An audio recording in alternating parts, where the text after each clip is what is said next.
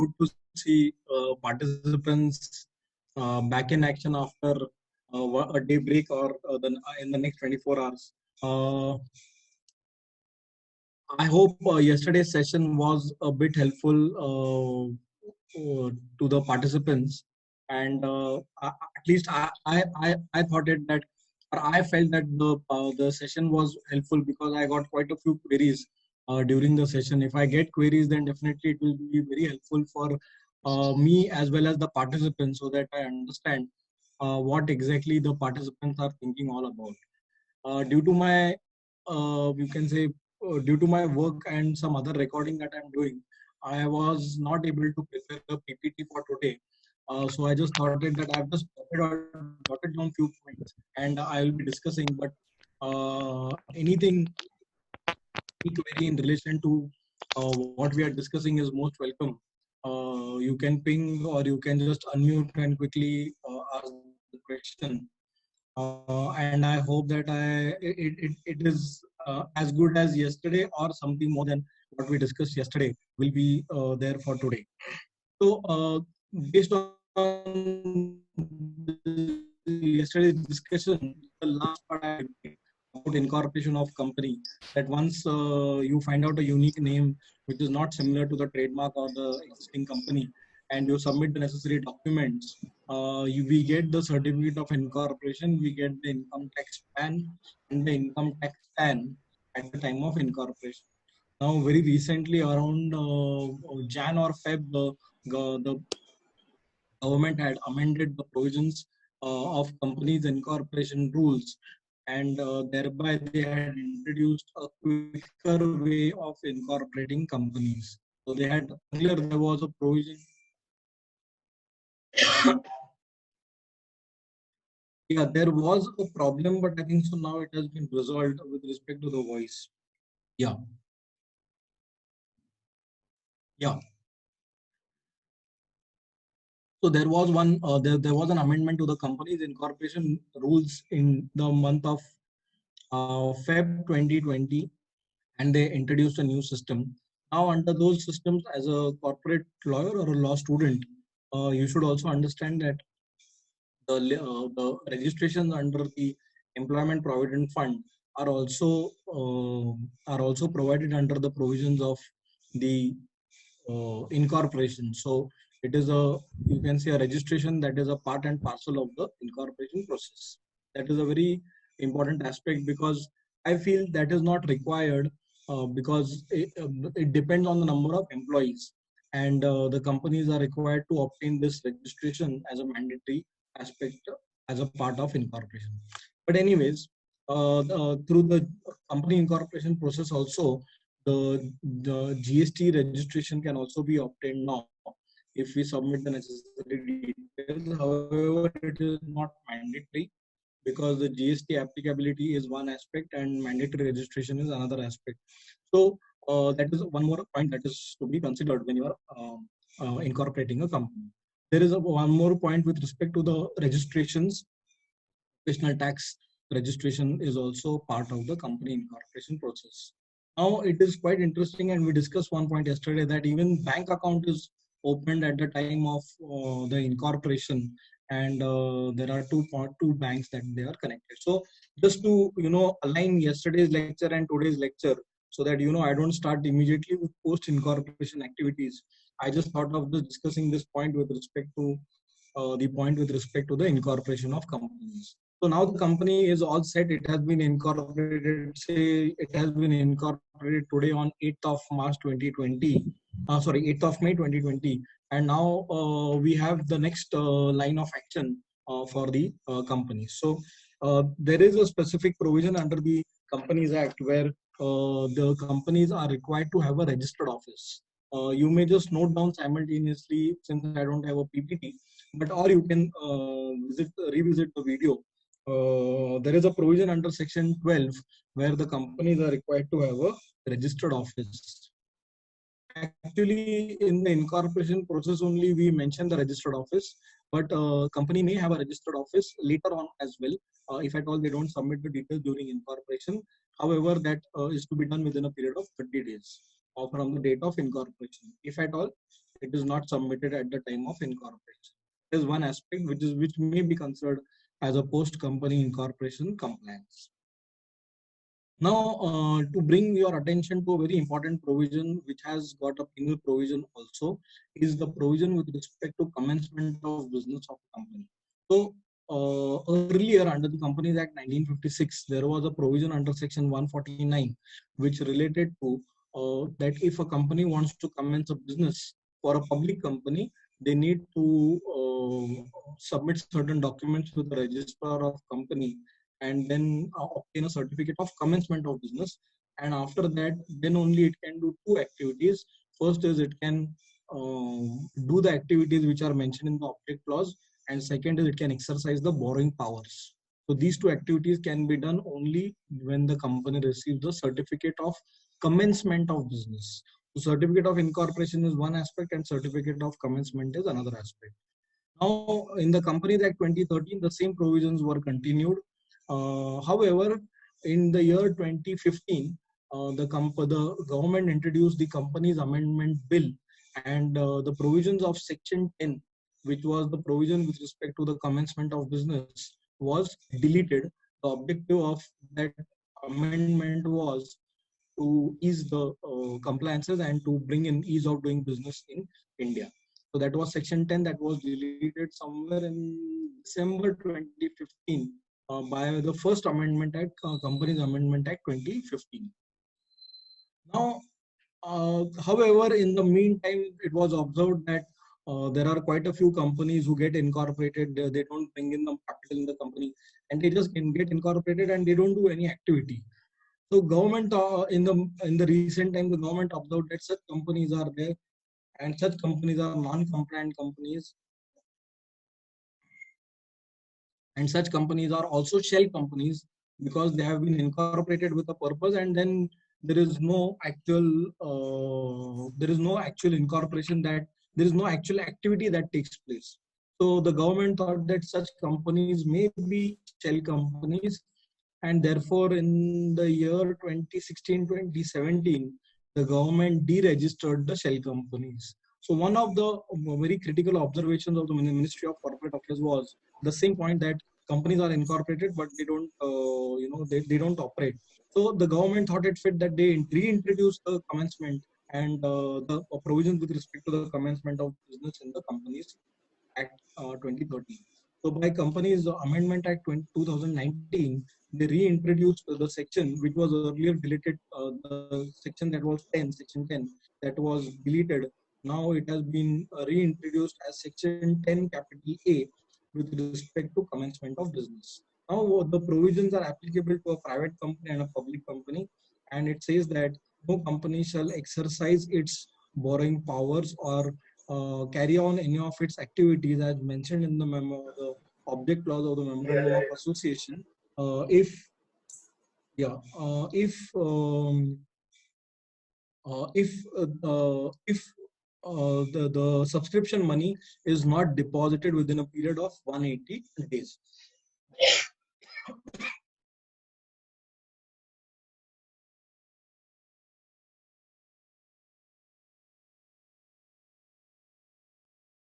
Yeah, sorry. So now I'll come to the question. There is one.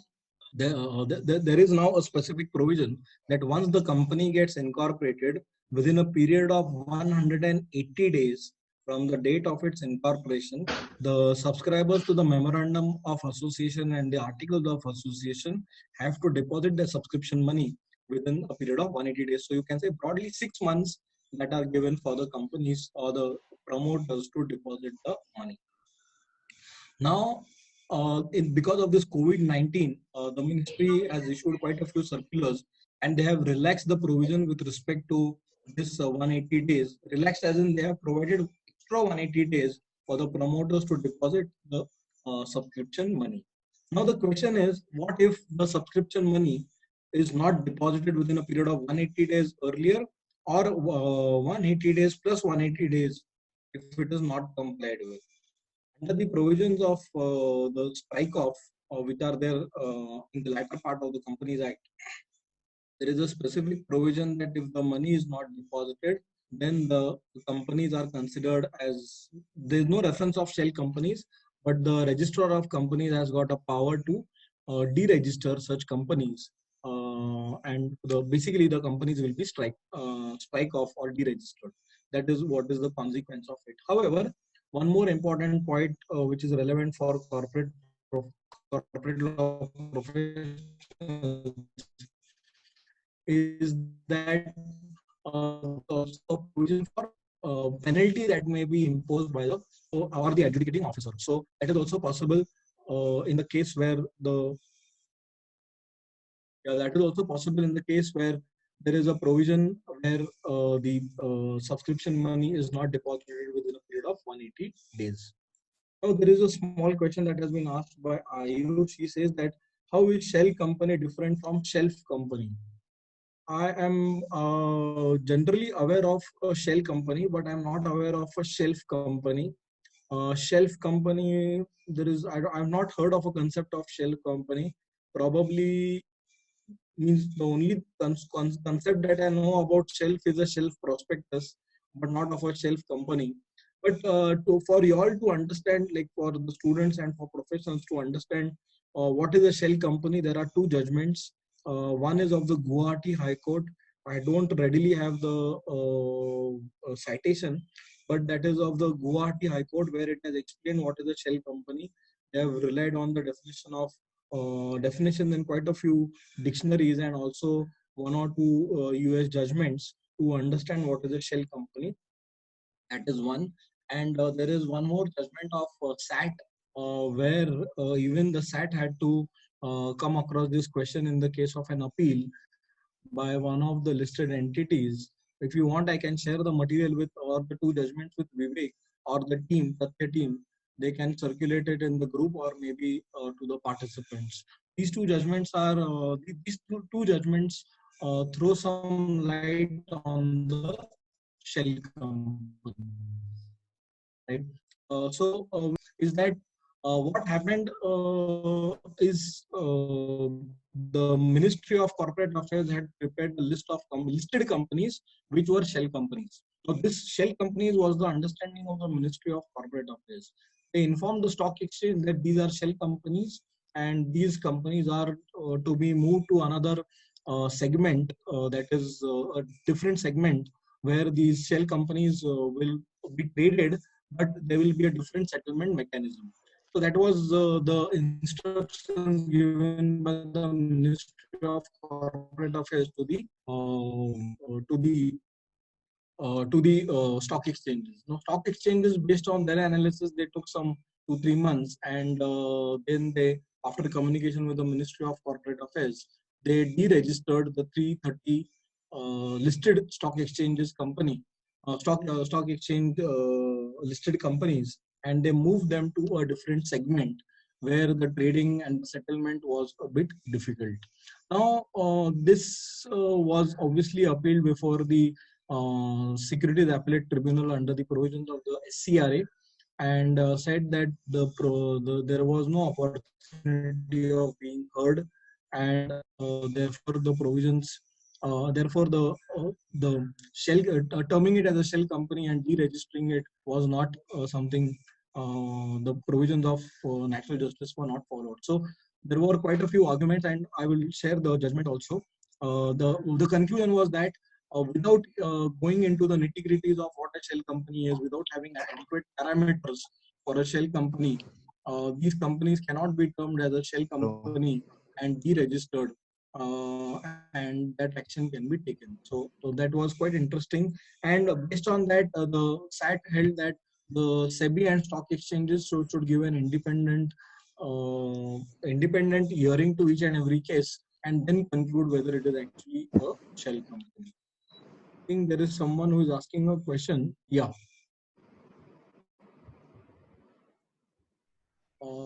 Yes. Anyone asking a question? Okay. So anyway, so that is one point with respect to the shell company. So Ayush, I'll send the note or the judgment to you separately. Okay. Great. Okay. So that is about the commencement of business. I feel in a way, this is my personal opinion. that the commencement of business is one of the good activities that they have done, because as professionals you come across quite a few business ventures that they start. They introduce capital. It may take time Ji. for some persons to start the business, but this may actually be a hurdle if at all the company starts a business or they don't start a business and the capital is not introduced. So there are quite a few complications, like how do you close the account at the end of the year if the capital is not introduced? How does the chartered accountant say that the financial statements are reflecting the true and fair views of the company? So there are quite a few complications from a corporate law perspective and corporate compliance perspective. This is a good step towards you can say understanding. So understanding whether it is a operating company or not operating company. But coming to the concept of shell company, this shell company is not very easy for MC. You can say an active company, but the persons who are running the company would be different people who will be running the company. That is actually the idea of shell company. It is like, you have got 2 3 people on board, you have got few shareholders, but they are not active shareholders, they are not active directors. There is somebody who is running the board. So it is very subjective concept, I feel, of what is a shell company. And maybe as professionals or as auditors, we understand that who are taking the decisions for the company. Now but now, because of this defining what is the commencement of the provision with respect to commencement of business and giving a corresponding reference in the deregistration of companies, government has now got one standard parameter for deregistering a company, which was not there in the earlier law under the in the same act, but not in the not prior amendment. So in a way, it is good for the government to identify the shell companies. Uh,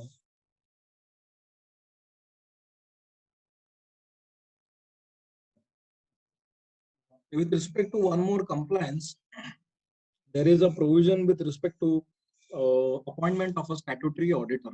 A statutory auditor is to be appointed by companies, newly incorporated companies, within a period of 1 month from its incorporation. Not 1 month actually, it is 30 days from the date of its incorporation. And if they are not appointed by the board of directors, then they may be appointed by the shareholders by conducting a general meeting, extraordinary general meeting within 90 days. Now, the term of statutory auditor is very important and quite debated because the term for the first auditor is very obvious. He is appointed from the first, from like the first auditor is appointed within 30 days from the date of appointment, and the date of appointment is up to the first annual general meeting of the company. So that is the term of the auditor of the company. That is one aspect. The second aspect is like what will be the term after the first annual general meeting of the company. So it will be for a period of 5 years. So it will be from the first AGM to the sixth AGM. So generally now under the Companies Act, it has become mandatory that auditors are appointed for a period of 5 years. And they may be appointed for a period of next 5 years, but after that there is a provision for change in auditors, which is there. Now, just since there are quite a few students that are attending and maybe one or two, maybe few professionals, now you will ask that, sir, why is there a need to, have rotation of auditors? The objective of rotation of auditors is to ensure that their independence is not affected and they don't get closely associated with the company for a long period of time. That is the purpose. So like, the main purpose of having auditor is that you have independence. The auditor has got some independence to the board, he has got independence to the company, he is an independent person, and his views are independent. That is what is the very important aspect. So if he is associated with the company for 25 years, 30 years, 40 years, then the law says that he is no more independent, because it becomes one permanent client for the auditor, and therefore the independence gets diluted. Therefore, they have introduced a concept of rotation of auditors. 5 years plus 5 years that he can be appointed. However, this is not applicable to all companies. Certain companies have been exempted. For certain class of companies, there could be an internal rotation. Just to give you an example, it could be a listed company or maybe an unlisted public company. And in such companies, there could be an audit firm, maybe say just for the purpose of example, it is KPMG. And Mr. K is signing the financial statements. Now the shareholders feel it should not be Mr. K who should sign the financial statement, it should be Mr. P who should sign the financial statements. Now there could be an internal rotation of signing partners. What they call the audit firm generally call them as signing partners. So there could be a change also. So the firm is the same, but the partners change for signing the financial statement. So this is one aspect. I may be going a bit in depth, but just to ensure that the law students or maybe some professionals get an idea of some background of these amendments or the background of the provisions. This is one aspect about the statutory auditor. So we have discussed the commencement of business, we have discussed the registered office of the company, we have discussed the auditor of the company. Yeah, there is one question. So the same way the CAG auditing government companies can also be constituted to be non-independent, since CAG is also the government. Yeah, that could be the case, but CAG has got some empaneled auditors. So it is not just the CAG. They have got some empaneled auditors and they do the audit. There is a provision under section 139 for such audit of the government companies.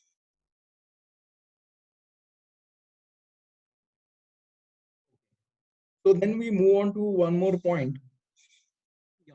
This is not a mandatory point or a mandatory provision under the Companies Act, but it is relevant for the companies because there is, since we are talking about independence of auditors, the auditor cannot prepare the books of accounts. He can account the books of he can make the accounting entries, and at the same time he will be auditing as an auditor. So the independence get completely diluted.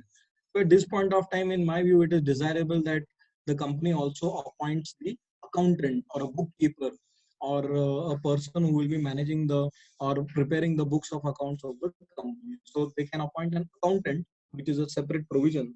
There is no law to that. I mean, there is no specific provision to that, or it can be prepared in-house if the company has got a finance department or somebody in the company who can head the function. Then that will be the person who will be preparing the books.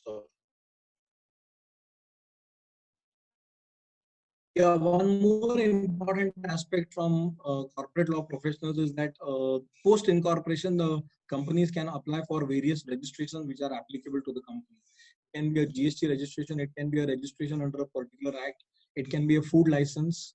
But please understand, one important aspect is first you need to comply with the commencement of business certificate or commencement of business compliance, which is under section 10A. So first you need to introduce the share capital in the company, the promoters, and then you need to do the activities, because when you are applying for licenses, basically you are going to start the business, and that is not what is the government's intention. First you need to have a right to commence business, and then you can apply for all the registration. So it can be any registration. It can be a registration like you apply for an registration under the insurance. You can apply to SEBI for a license. You can apply to you can say PF authorities for a particular license, or to be a broker or a sub broker.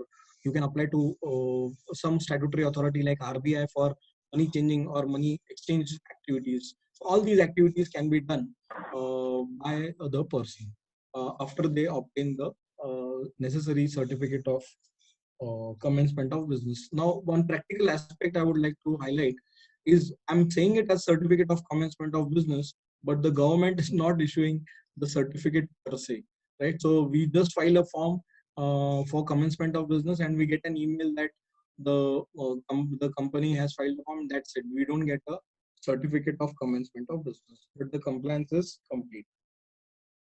Yeah, one important aspect for you as law professionals or the professionals is or students is that once the company gets incorporated, the depending on the applicability of the laws, you have to even prepare certain policies.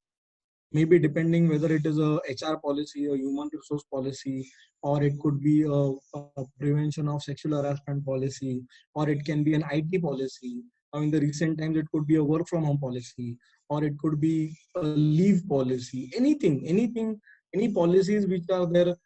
Generally, the first board meeting or the second board meeting is the best time to have these policies in place, so that right from the day one your company is a compliant company, right? So that is desirable, and you can tell the management about this, its importance. And I don't think there are, I mean, we have got quite a few companies who are just not who are just ensuring that you don't comply the law, but having these policies is a good practice for the companies as well.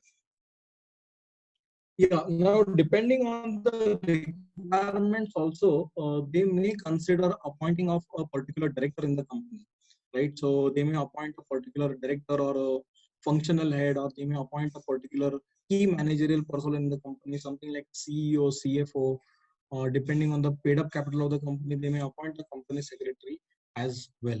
So this is quite relevant now. You will feel that, sir, it is just the starting of the company and you are just telling us to appoint officers. But in quite a few listed entities where you incorporate a company in a group company as a part of their group, these activities take place right from the day one, right? They have got the internal code of conduct.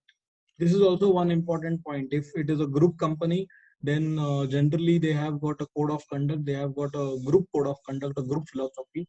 So that can also be incorporated by the, that can also be considered by the company in the first board meeting as well. So if a company which is a subsidiary of a listed entity, or maybe one of the group companies, such activities take place on a immediate basis. Just take an example. There is a public company, unlisted public company gets incorporated with the paid up capital of say 20 crores. Then all the applicable provisions are applicable from the day one of that unlisted public company, like appointing independent directors, and remuneration committee. So all these provisions are applicable. Now, there is one more point, maybe not a statutory point which is there, but one question was asked yesterday by one of the students. What about pre-incorporation contracts? So pre-incorporation contract, basically the professional who is engaged in the activity of incorporating the company, his contract is also a pre-incorporation contract. Because he is incorporating, he's assisting in incorporation of a company, so he will also be that contract will also be a pre-incorporation contract, but that contract is with few of the directors of the company, the proposed directors of the company. So that is one aspect to that, but there could be a pre-incorporation contract. And yesterday, as we discussed, there is one point which is relevant for you all, is that you need to check the provisions of Specific Relief Act with respect to the validity of pre-incorporation contracts. So you may consider that as well. With respect to pre-incorporation expenses, my observation or what we generally do is that in the articles of association of the company at the time of its incorporation, you include a clause which says about what will be the relevant, if at all there are any, the statutory fees and the professional fees, how they will be treated in the books of accounts post incorporation, so that the accounting treatment can be given. There is also a provision which says that you can reimburse the statutory cost to the person who has incurred the same. So that is one point which may be considered by you. Now, one more aspect is in the Companies Amendment Act 2015, the provisions with respect to the common seal were mandatory provisions of the common seal were the mandatory provisions of the common seal were made optional, and therefore therefore now if at all the company has adopted a common seal, then that will be considered in the first board meeting of the company. So what will be these what is basically common seal? It is a official signature of a company which is affixed on certain documents which may be submitted to certain authorities. So that is basically what is a common seal.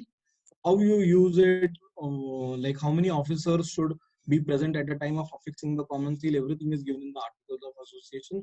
But if it is applicable, then only you may consider of adoption of common seal. So desirable that you don't adopt the common seal in the Articles of Association because it has become optional. But if at all you adopt, then this will be the post incorporation activity. Yeah, one more very important aspect. Now, this is not actually an aspect not just for the first board meeting of the company, but for the first board meeting of any financial year. Now, there is a specific provision under Section 184 which relates to disclosure of interest. Now, under the disclosure of interest, every director of a company will disclose his interest in the contracts or arrangement that he is interested, which is the contract before the board, or the interest that he may have through himself or his relatives. Like it can happen that I am a proprietor of a particular firm. I'm like, take an example, I'm an advocate. I am as well as a non-executive director in say 4 companies. I am a non-executive director in 1 or 2 listed entities. I'm a trustee in one of the trusts, and I am also associated with 1 or 2 colleges for some reason, for some teaching purposes. Now, I am interested in all these entities. It is desirable that these contracts or these disclosures I make it to the company. That is what is related to the disclosure of interest. There is one small announcement that we are left with now only 3 minutes. So I'll be completing this part and then we will take a 5 minutes break and then we'll join on the same link. Right. Yeah, coming back to disclosure of interest, there is a specific provision as we discussed earlier about Section 184. Now that is the disclosure of interest. The disclosure of interest is divided into 2 parts. First part relates to a general disclosure of interest. That is, I may be interested directly or indirectly. That is irrespective of the fact whether the company enters into a contract or not, right? So I may be a professor visiting faculty in 3 colleges and a non-executive director in 2-3 companies, and my company, which is a very recently incorporated company, that company doesn't enter into a contract with any of these entities. Still, it is mandatory for me to disclose the interest. It can be an HUF where I am a karta or a co-partner. It could be a trust. It could be a society. It could be anything where I am associated as a person, right? I need to ensure that the disclosure is made. That is one disclosure. Second disclosure or second part of the disclosure is a specific disclosure. That is wherever you are entering into a particular contract in which I am interested or in which our director is interested. So it will be a specific disclosure to the board of directors.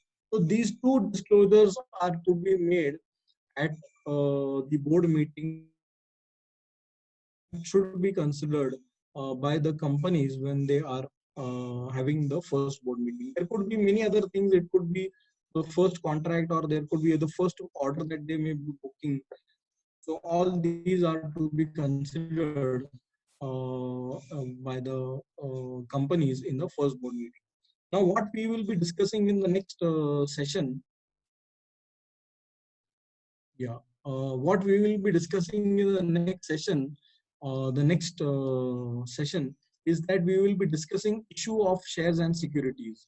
We will be discussing section 23 of the Companies Act, which empowers private companies and public companies to issue shares. They mention the ways in which it can issue. Then we will refer to section 62, which relates to the rights issue.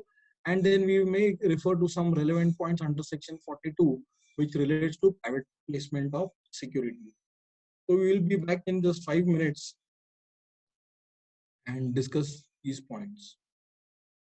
To ask if there are any queries, so that I don't want to keep it a monologue or a session where only I am talking.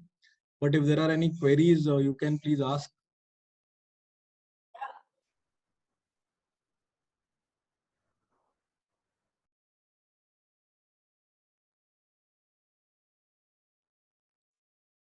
Yeah, in any queries from any participant? Yeah, maybe not exactly in relation to the incorporation, but if you have any queries, you can ask. No problem at all.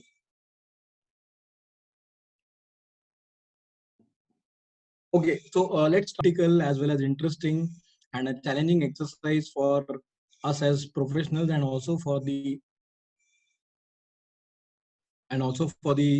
business entrepreneurs. There is one question that has been asked, that pre-incorporation contracts aren't necessarily binding. Yeah, that's what. So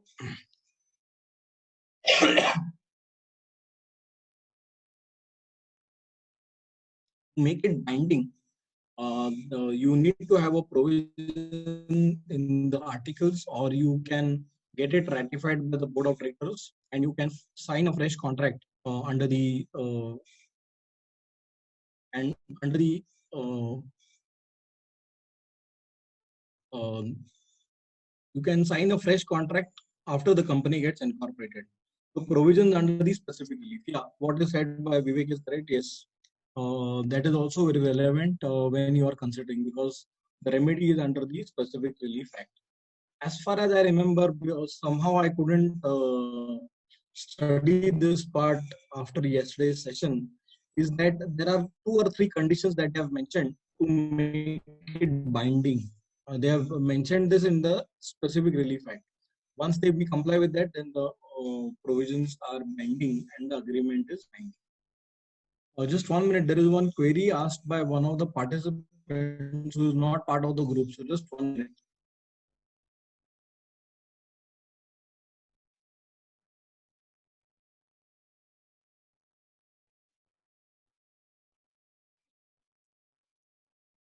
Let's start the next part, which is issue of shares and securities.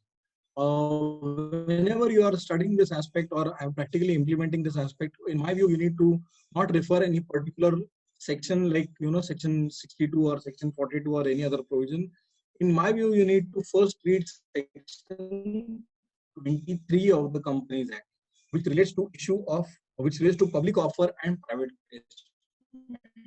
We have divided this section into 2 parts. First part of the section relates to what and how a public company can raise money by issuing shares or securities. So they have mentioned that it can be by way of a public offer. In public offer, it is a initial public offer and a follow-on public offer. That is one. Second, it can issue shares by way of rights issue. It can issue shares by way of a private placement. It can issue bonus shares, and it could be through ESOPs. So these are the various ways in which a public company can raise money. In case of a private company, there is a specific provision that is provided through which they can raise money. The private company can raise money or issue shares. It can be through rights issue under section 62. It can be through private placement under section 42, or it could be bonus issue, or it could be an ESOP that the company may provide. So these are the recognized ways in which the shares can be issued or the securities can be put. Now we come to the relevant provisions.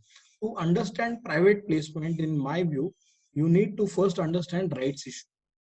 Okay. So rights issue is basically an offer of shares by the company to the existing shareholders on a proportionate basis. This, whatever I am talking about, is all provided in section 62(1), clause A. That is section 62(1)(a), which relates to further issue of shares. Right. So whenever a company proposes to offer shares or issue shares, at that point of time, the shares should be first offered to the existing shareholders on a proportionate basis. Right? That is what is called as a rights offer. The right of the shareholder to receive such offer is called as the right of preemption. Right? Right of preemption means right to get offered first. That is called as the right of preemption. Now, suppose if the company has offered the shares to the existing shareholders on a proportionate basis, the next action or the next aspect with respect to this issue is that the person who is, or the person to whom the shares are offered, that is the shareholder, he has got 2 rights. He has got the right to apply for the shares, obviously, because they have been offered.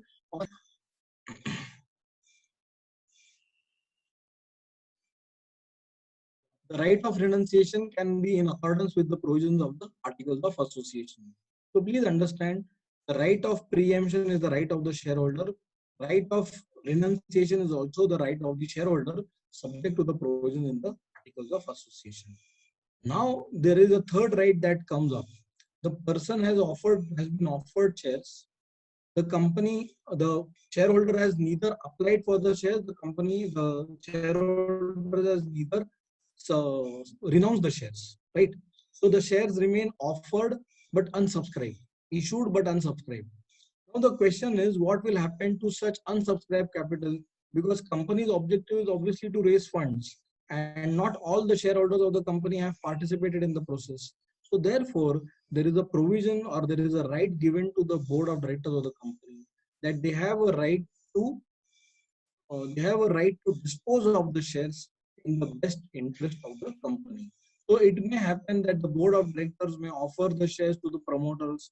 It may offer it to one or two directors. It may offer it to an outside investor, and then the share capital may be subscribed. Because just to give you by numbers how this will work is that the company is having a capital of say 4 crore rupees, and the company is having some 10 shareholders, right? Company makes an offer to the existing shareholders, and they want to raise a capital of more 4 crore rupees. So one share is offered to each shareholder on a proportionate basis. So one more share is offered. One share is to one share is the ratio. 1:1. Sorry. Now the shares have been offered. Now out of 10 shareholders, only two shareholders are subscribing. 8 shareholders are not subscribing to the offer. Now, if only 2 shareholders are subscribing and 8 are not subscribing, the company's objective of raising 4 crores will not be met. Therefore, the right is given to the board of directors that they can dispose of the shares. They can dispose of means they can offer the shares to somebody else, and then they can the other party will subscribe. But please understand that this offering to somebody else, if at all not subscribed by the existing shareholders, is not a private placement, right? We have not even touched upon private placement or a private offer or a preferential offer or any kind of offer. We are still on rights offer, right? So when there are 10, I'll just repeat by the number of shareholders. There are 10 shareholders. Offer is made obviously to 10. Persons who have subscribed are only 2. 8 subscribers or 8 shareholders don't subscribe to the shares. Now the question is that what can the board do? They can still dispose it off to any person, and that will still amount to be a rights offer. There is one question asked privately. It says that rights issue will be part of the authorized share capital, right? Or to make a rights issue, the authorized share capital needs to be increased prior to announcing rights issue. Yeah, so it is a very simple mathematics. Like going by the numbers that I've just mentioned. Presently, the issued, subscribed, paid up capital of the company is 4 crores. Okay. Now, now the company is making an offer of next 4 crore rupees. Now, the authorized share capital of the company is basically 10 crores. So it has got the capacity to raise money. Now, in that case, they need not increase the authorized share capital because the offer is within the limit. Now, if the company is having a paid up capital of 4 crores and the authorized share capital of 5 crores, and they want to raise maybe more 4 crores, then they will be required to increase the authorized share capital before they make an offer. Please understand, you need to increase your capacity before you make an offer of the shares. So that is one aspect. I hope I have answered your question, but rights issue will be rights offer will be part of the authorized share capital of the company. Now it may happen that you have issued, subscribed, paid up capital of 4 crore rupees. You have made an offer of 4 crore. It has been subscribed up to 2.5 crores. Maybe 1.5 crores is not subscribed. So in that case, it may happen that you can, and nobody is willing to take the next 1.5 crores. Then it is just a rights offer, and the offer will be closed. That's it. That is possible in certain cases. It is always possible that you have got investors waiting and they'll be investing. Typically, in a loss-making company or where a company is, in a different business cycle, where there are not many investors who are conversant with that business cycle, or they are afraid of that business cycle, they may not get. Now, just since we are on the topic of rights issue, I just read a news just maybe in the first week of May, announced by Reliance Industries that Reliance Industries Limited will be coming up with a rights issue, maybe by the maybe during this lockdown only. But now this is the announcement made by Reliance. Now the business report says that they want to reduce the debt of the company, and they want to make it a zero debt company. So that is one aspect.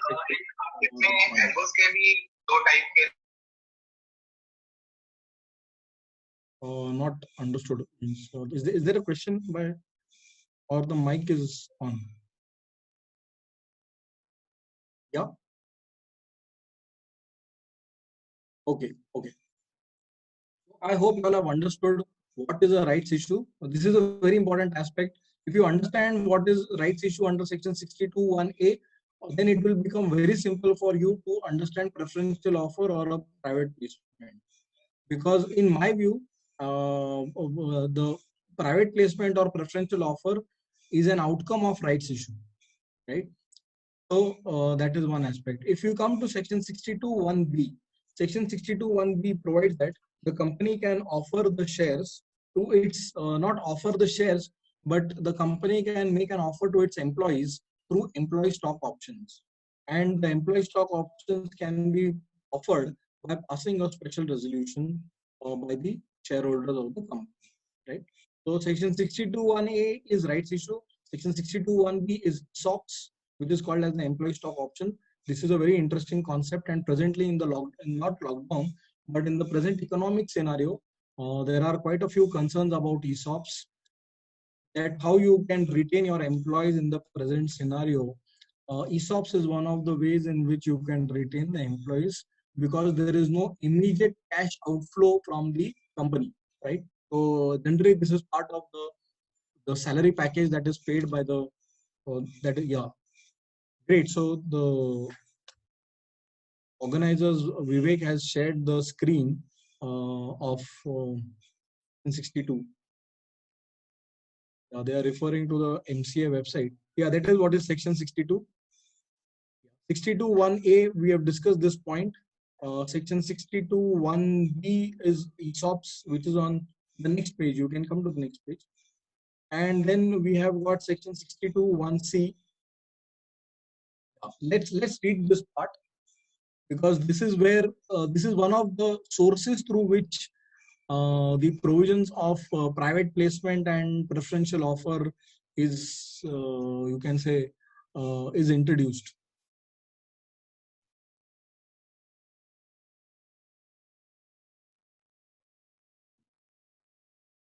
Yeah, so it says that the offer is made to any person if authorized by a special resolution, whether or not those persons include the person in clause A or B, and it can be either for cash or for consideration other than cash, and the price needs to be determined by a registered valuer, subject to the conditions. Now, this is quite interesting, is that you are not going to the existing shareholders on a proportionate basis, but you are going to the you are also not going to the employees, but you are going to somebody else, and that somebody else is not defined in the section. So you may go to a select group of person, you may go to a promoter. Suppose, again coming back to the example, you may have 10 shareholders. You may go to the promoters, which are already, say, take an example, there are, say,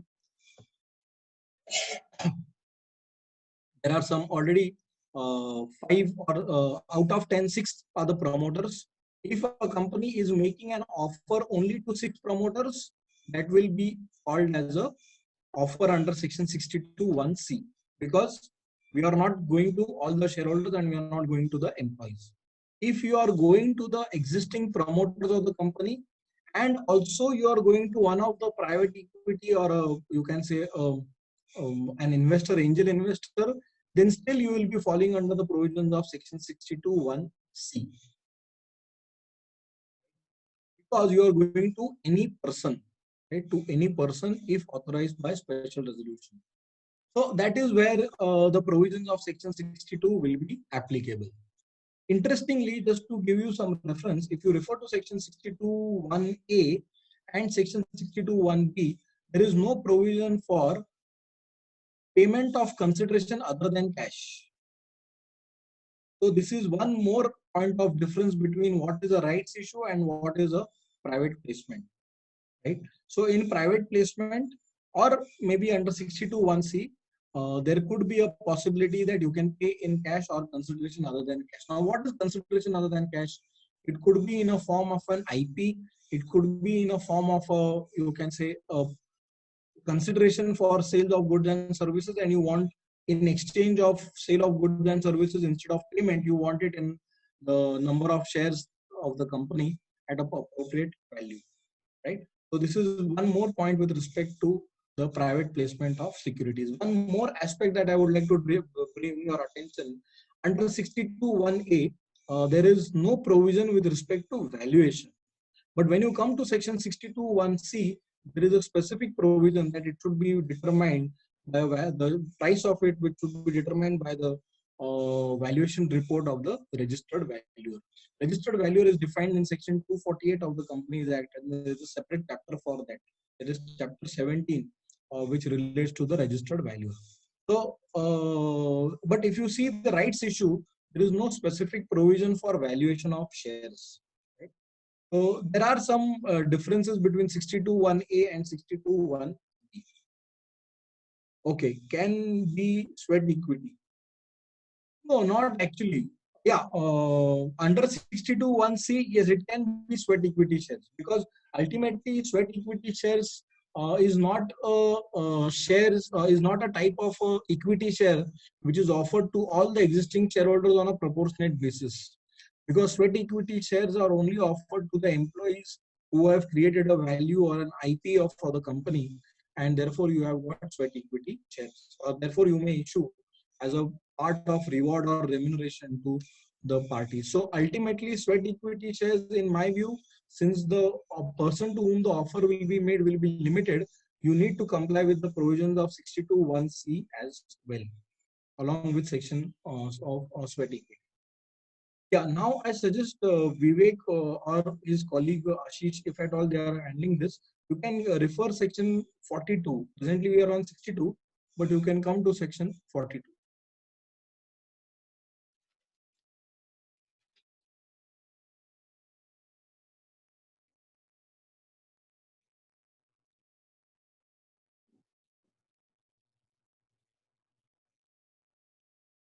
Yeah, yeah, we have this section 42, but just one observation is that the section 42, which is part of the screen, is old provision by the Companies Amendment Act 2017. Section 42 has been replaced, entirely substituted. So I suggest Vivek, yeah, you can just open a tab. You can go to MCA. Yeah, MCA. Okay. Yes. Enter. Then just on the left side, you have yeah, proceed to MC. Yeah, on the left. No, no, don't go there. Don't go there. Don't go there. On the just scroll down. You will get MCA ebook or the Companies Act. Yeah, just below that. Yeah, ebook. In ebook, you can refer to chapter. You can refer to chapter 3, part 2. Chapter 3, part 2, private placement. Yeah, this is section 42. Yeah, this is the revised provision, means the entirely substituted provisions. Yeah. So let's come to this point. I will not go section by section, but I would like to just discuss one very important point, or just to make it very clear what is rights issue, and maybe the last time that I would be repeating, just for the sake of clarity, is that in my view, if a company is offering shares or securities not to the existing shareholders on a proportionate basis, then everything falls under section 62(1)(c) and section 42, which relates to a private placement. I will repeat this part. Whenever a company offers shares or securities not to the existing shareholders on a proportionate basis, then that would amount to an offer which will fall under the provisions of section 62(1)(c) and read with section 42. Now, why it is to be read with section 42 is because under section 62 there is a specific provision under section 62(1)(c) that it says that you need to comply with the provisions of chapter 3 part 1, and therefore the provisions of the relevant provisions will be applicable.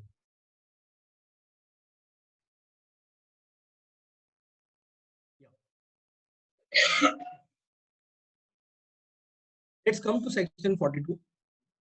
See, section 42 is very simple. Yeah, there is a bit of confusion because you have got the rules, and then rules have a bit complicated the situation. But just to make it very simple, that before even making an offer to any person, you need to identify the person, right? So you need to identify the person, and that identification is not a physical identification, but you need to obtain certain documents from the person to whom you are going to make an offer.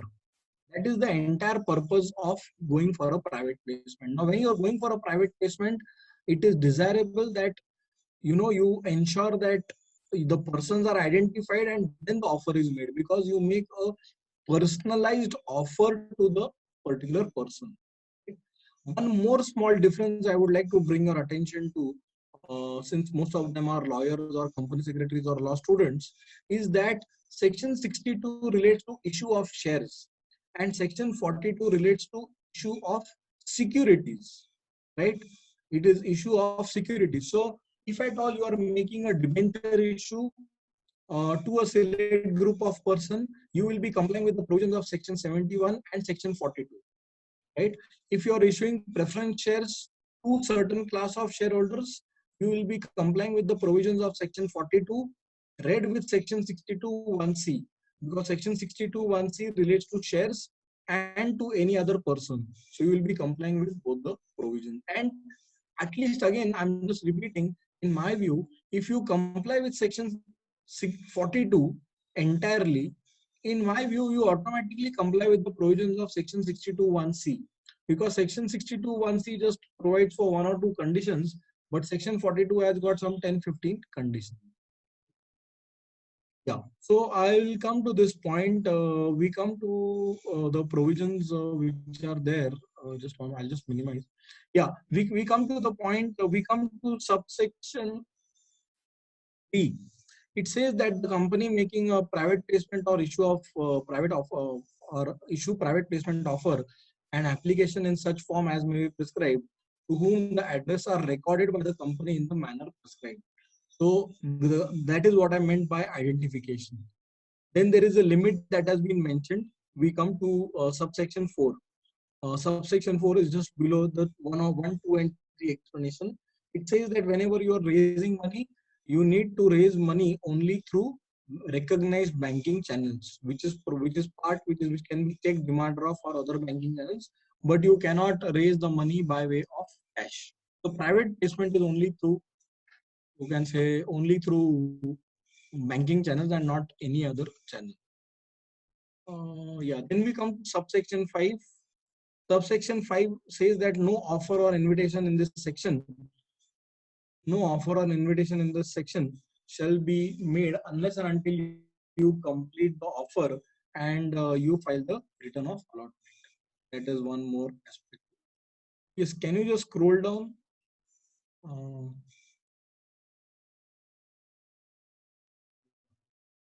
Yeah, that's great. Okay. Then we come to the next point, which says about this is section 6 is very important for the from the compliance perspective. Once you make a private offer, you can keep the share application money only for a period of 60 days. After 60 days, you have to decide whether you want to allot, you want to refund. Once you decide that you want to allot the shares, you need to take a board meeting and you need to allot the shares. If you decide to allot and refund, still you need to take a board meeting and conclude on this aspect. So the money cannot be used for any other purpose. Then the subsection 8 says that the company making an allotment, they should file a return of allotment, and till that point of time, they cannot utilize the money that has been made by the that has been deposited with the company. Now, why I am discussing all this is, please refer to subsection 11, because subsection 11 is a very important aspect with respect to compliance of private placement. What it says is, notwithstanding anything contained in 9 and 10, any private placement not made in compliance with subsection 2 shall be deemed to be a public offer, and all the provisions of the Companies Act and SCRA and the SEBI Act will be applicable. Now, please understand the why this particular provision has been introduced. The objective, as far as I understand, this objective is just to ensure that the events like Sahara don't take place.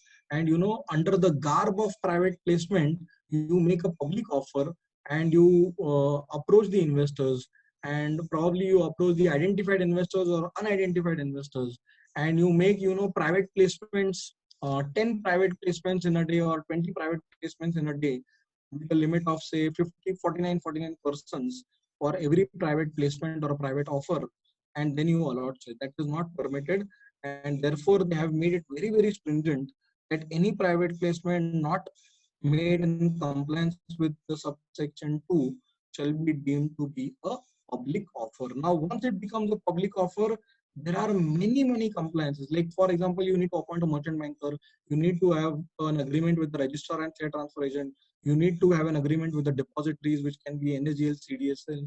You need to make an application to the stock exchange for listing. So there are many compliances which are there. Ultimately, it becomes a public offer. You also need to make an application to the stock exchange that you will be getting listed on the stock exchange. So the provisions of section 42 read with the rules are to be complied with. And as professionals, we need to ensure the compliance aspect of this particular. I will just come to one last aspect for today's discussion, is that is there a difference between a private placement and a preferential allotment or a preferential offer? Like, or I can just reframe it, whether there is a difference between a private offer and a preferential offer. That is the very basic thing which we always come across. And just to bring some points on table and just to bring some more clarity, if you refer to the rules made under section 42, you can refer it later. There is a reference of preferential offer. And if you refer to the section, there is a reference of private placement. Can you just take this, can you just scroll up? Can you just go to subsection 1, please? Yeah, if you see the first part, it says offer an invitation of securities. So it relates to private placement. But when you refer to the related rules, there is a reference of preferential allotment or a preferential offer. In my view, I may or may not be correct, but whatever I have read, in my view, this private placement and preferential allotment or private offer and preferential offer is ultimately one and the same. There could be an academic difference between the two, but procedurally and compliance and actual issue of shares, and even practically, it means one and the same, because you are making an offer to a select group of person or a select group of persons. Whether you make it to one person or 10 person, that doesn't matter actually. What actually matters is how this, you can say, this offer is made. Ultimately, you are going to make it only to select group of persons. And therefore, my purpose was to discuss section 62, discuss rights issue and rights offer. And after discussing that, section 42, which is an exception to the provisions of rights offer. Now, one more point I would like to just bring to your notice is that there have been quite a few cases which have been filed, or quite a few complaints that have been filed by SEBI, with SEBI, sorry, where the companies have not complied with the provisions of rights offer or public issue or private placement, and necessary action is taken by SEBI with respect to such non-compliance. and then SEBI goes into the scrutiny, and SEBI asks for quite a few documents and offer and all this, and then they come to a conclusion whether this is a private placement or a rights issue, whether they have violated any provisions of ICDR regulations 2018, and then they come to a conclusion whether it is a right, whether it is a deemed public issue or not.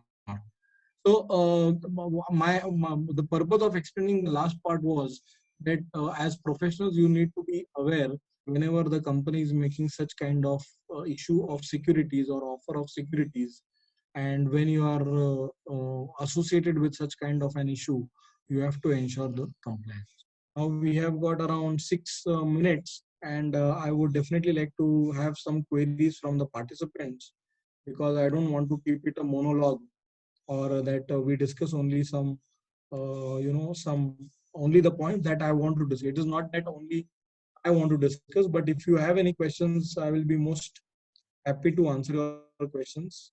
Maybe on pre-incorporation, post-incorporation, or issue of securities.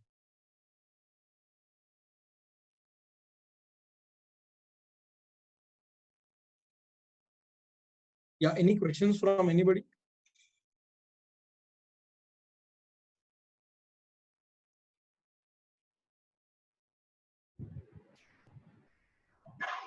Sir, how is a depository participant different from a designated depository participant? And why are DDPs only applicable for FPIs? Yeah, so actually this designated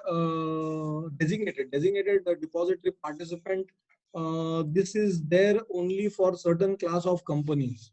It is not applicable to all. Yeah, it's If only applicable to foreign portfolio investors. Yeah, that's what. So probably from the compliance perspective, monitoring perspective, they have got the DDP. But for resident individuals and for all where the service is going to be the same and there is not going to be. See, if you see from the perspective of DDP, that is that designated, there is a provision with respect to KYC that is to be done for the FPI. There are separate records to be maintained. Probably custodial services are to be rendered to the FPI. So therefore, probably they would be having this separate class of intermediary for FPIs. But for common, you can say for an Indian resident or a company incorporated in India, having a TP account, depository participant account, they will be opening it with a depository participant, not with a DDP. Okay. Yeah.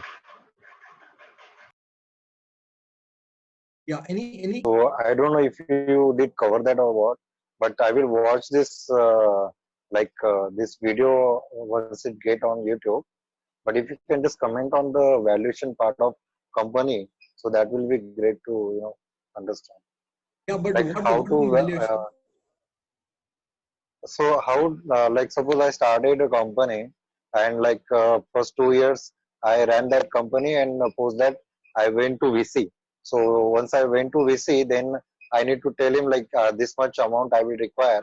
Like for example, I will require 1 crore rupees, and against that I will give you 10% stake of the company. So this Okay. 1 crore is what the 10% of the company. So this Okay. valuation I got how it. I I will got it. calculate this valuation. Yeah. Got it. So basically, his yeah. So basically, methods for valuation is the question. So Yeah. there are internationally recognized methods for valuation, and there is also a valuation method prescribed by the ICAI, Institute of Chartered Accountants.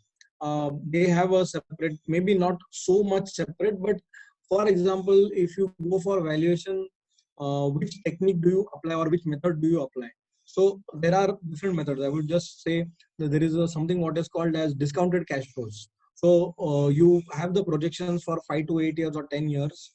Then there is a discounting factor which is there, and then you apply the discounting factor, and accordingly based on the cash flows you value it. So you are doing it from the future projections. It can happen that you can do the projections which are based on your results for last 2 years or 3 years.